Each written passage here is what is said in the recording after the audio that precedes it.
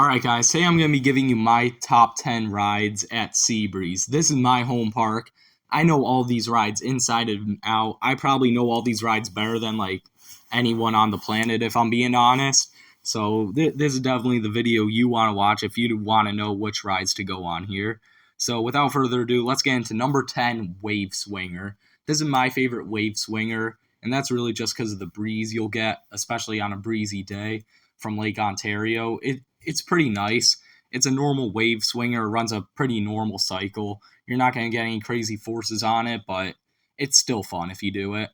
At number 9 is Time Machine. I used to like this thing a lot more, but I don't know. I really don't get airtime on this thing anymore for some reason. Maybe I'm just getting bigger. I mean, that's kind of a fact, but yeah. You still get great laterals on this. Nothing too crazy. It's not like the beast level or anything, that's for sure, but still definitely a fun ride. At number 8, this might be a bit controversial. We got Screaming Eagle. Yeah, looks like the most thrilling ride in the park. Even if it didn't have this big flaw that I'm going to point out, it wouldn't be the most thrilling ride in the park, that's for sure. But, oh my god, I hate these restraints so much. If I was a woman, it might not be that bad, but if you're a male, watch out for these things. Oh my god.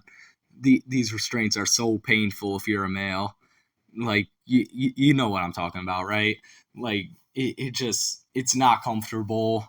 You might not be able to have kids. It's not good. The hang time is all right if you can look past that. There's really no positives on the down swings.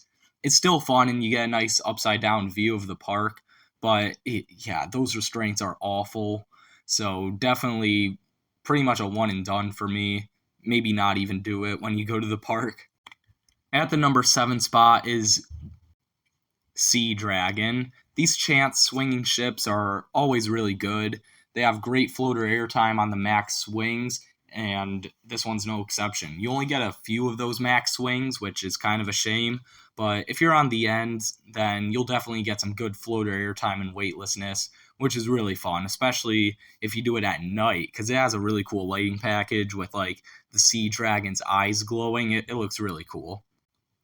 At number 6 is Teacups.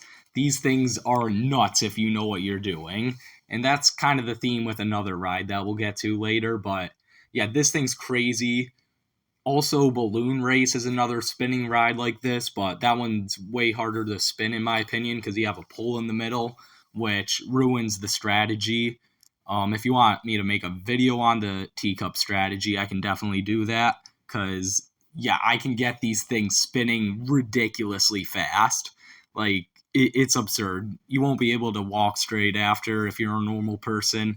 It's really cool. Even I get pretty dizzy after these, which is what you want, but still, it's such a fun ride, especially since no one ever does it because it looks like a kiddie ride. But yeah, it's definitely no kiddie ride if you know what you're doing. Now we've reached the top 5. Number 5 is Whirlwind. This is a normal Mauer SC2000 layout.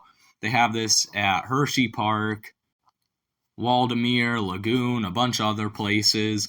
But yeah, it's a fun ride, especially since they started actually letting the cars spin right away. So before you'd go through the drop and the first couple turns, basically the first block zone, without the car spinning. Now you're spinning throughout that. So the first drop is actually a lot better now because I don't know what it is. Taking a drop sideways, dude, I'm so hyped for Time Traveler now because that's pretty much what Time Traveler's first drop is like, but on multiple steroids.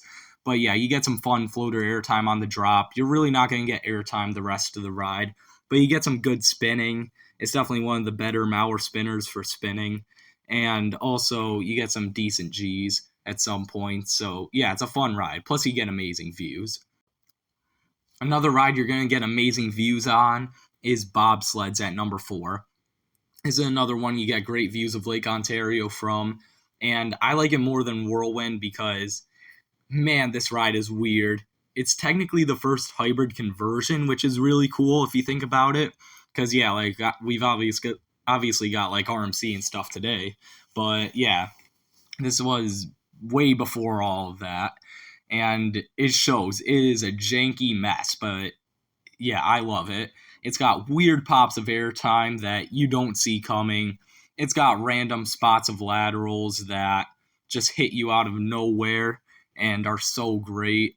It's technically a family coaster, but man, even thrill seekers will really get a kick out of this one, I'm telling you. Plus, you got some of the best cars anywhere with the USA, Jamaica, Switzerland, and Italy cars.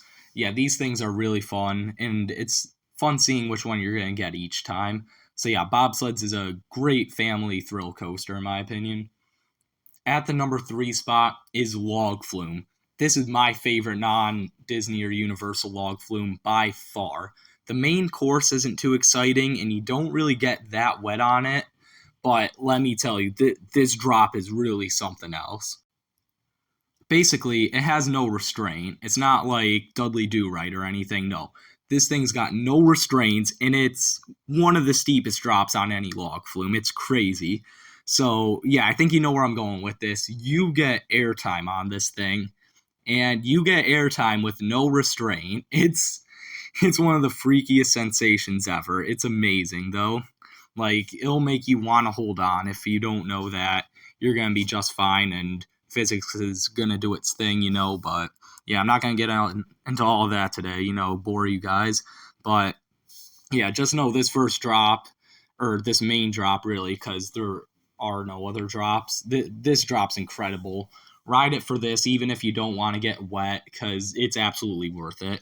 Now we've reached the top two. I've kind of gone back and forth on these two because one of them's a classic. The other is just absurd if you know what you're doing, and that's why I'm going to put it at the number two spot. So it's Flyers.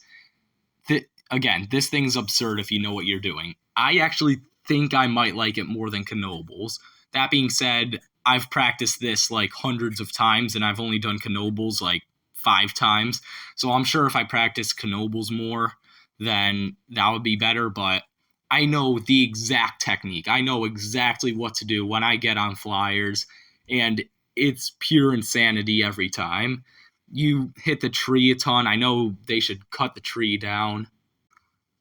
I actually made a video on how to snap on Flyers, so go watch that if you want to know how to snap like me. But yeah, if you know how to snap, this is one of the best, if not the best set of Flyers anywhere. It's so underrated. I never heard anyone else say these Flyers are incredible like I do. Again, I know these Flyers inside and out, like no one else basically, except like a couple people I know. But yeah, this thing's incredible. If you love Flyers, you're gonna love this thing. But coming in at number one is Jackrabbit. This thing's just running like a bat out of hell this year. We timed it, and it's about like 15 seconds faster than last year, which is absurd. The airtime you get in the front row, and by the way, you have to be in the front row for this, is just something else. It's pretty much Phoenix level, actually. Like, especially into the pop up, into the first turnaround, and into the brake run. Oh my god, you're in the front row on those, you're going flying, especially if you have a little room. It's incredible. You get good laterals, great airtime from weak floater to strong ejector, actually, on those 2 moments I mentioned. And yeah, it's such a good ride. I'm so happy to have this at my home park. Would I like I-305 or Steel Vengeance at my home park? Absolutely, but this is a fun ride too, definitely. And it's smooth. Everyone loves it. It's just an amazing ride. So that's my top 10 rides at Seabreeze. Let me know what you guys saw of this list down in the comments below. Let me know if you change anything. I bet you probably would, because, I don't know, there were some spots on here that not everyone would agree with, but yeah, that's the beauty of coasters. Like, we all have different opinions. So yeah, make sure to comment, make sure to like and subscribe, and I'll see you guys next time.